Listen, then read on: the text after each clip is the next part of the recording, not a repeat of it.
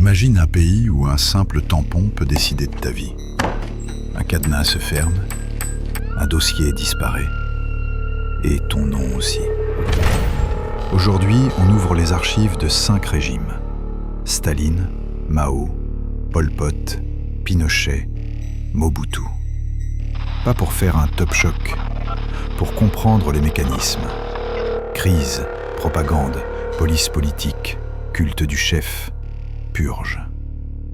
Si tu repères ces 5 méthodes, tu ne regardes plus l'histoire comme avant. Et surtout, tu reconnais les signaux avant qu'il ne soit trop tard. En URSS, la crise n'est pas un accident. C'est un outil. Quand la pénurie s'installe, l'État contrôle la survie. File d'attente, tickets de rationnement, peur de manquer. Puis la propagande recouvre tout. Le chef te regarde, même au coin de la rue. Et quand tu doutes, la police politique s'occupe du reste. Dossiers secrets, tampons, interrogatoires, arrestations au palier. Ici, l'ordre n'est pas là pour protéger. Il sert à rappeler qui décide de ton lendemain. En Chine de Mao, la catastrophe ne tombe pas du ciel. Elle sort des registres. 1958, les communes populaires avalent les villages. Le grain devient collectif, donc réquisitionnable. Les cadres reçoivent des quotas impossibles. Pour ne pas être accusés de trahir la révolution, ils gonflent les chiffres. Alors Pékin prélève sur des récoltes imaginaires. Mais la confiscation, elle, est réelle. Les greniers se vident, les cantines servent une louche d'eau trouble. Tickets, tampons, colonnes. Ta survie devient une ligne comptable. Et si tu dis « on n'a plus rien », ça devient un crime. Sabotage. La propagande promet l'abondance, les haut-parleurs couvrent le silence, et la jeunesse en brassard rouge impose la leçon. Petit livre rouge en main, dénonciation en bouche. Résultat, des dizaines de millions de morts. Le pouvoir parfait n'a pas besoin de te frapper tous les jours. Il lui suffit de contrôler ce que tu manges et ce que tu peux dire. Au Cambodge, la violence ne se justifie pas. Elle s'organise.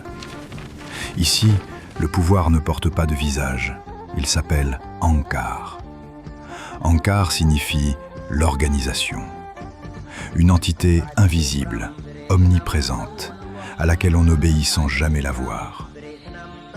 En 1975, sous la direction de Pol Pot, le pays est vidé de ses villes. Les habitants deviennent des unités de travail. La faim, une méthode. Le silence, une règle. Tout est noté, tout est classé. Un formulaire suffit à faire disparaître une vie. Ici, il n'y a pas de procès, seulement des listes. Quand un régime efface les individus pour ne garder que des chiffres, la terre devient un camp et la société, une machine à disparaître. Au Chili, en 1973, la dictature prend un visage, Pinochet. Après le coup d'État, la première mécanique, c'est l'état d'exception. Couvre-feu, checkpoints, contrôle. La rue devient une frontière. Deuxième mécanique, la peur. Arrestation massive, détention dans des lieux improvisés, silence imposé à ceux qui ont vu. Troisième mécanique, la surveillance. La DINA, la police politique du régime, fiche, infiltre, interroge et fait disparaître des opposants. Quatrième mécanique, la censure. Radio, journaux, récits officiels. Ce que tu entends devient ce que l'État autorise. Cinquième mécanique, le récit d'ordre. On te promet la stabilité, mais le prix, c'est l'obéissance. Dans ce système, ton avenir tient à un détail, un contrôle, un dossier, une dénonciation. Au Zaïre, Mobutu ne vend pas une révolution, il vend une promesse, l'ordre et l'unité. Après 1965, il installe un pouvoir personne, un seul parti, Une seule voix, un seul récit. Ils rebaptisent le pays, imposent l'authenticité. Noms africanisés, symboles nationaux, mise en scène permanente. Mais derrière, tout passe par lui. La radio et la presse d'État répètent la même histoire, pendant que l'administration fabrique la peur douce. Tampons, dossiers, permissions, contrôle. Et l'économie devient un levier. Les postes, les contrats, les biens récompensent les loyaux et punissent ceux qui résistent. Le message est simple.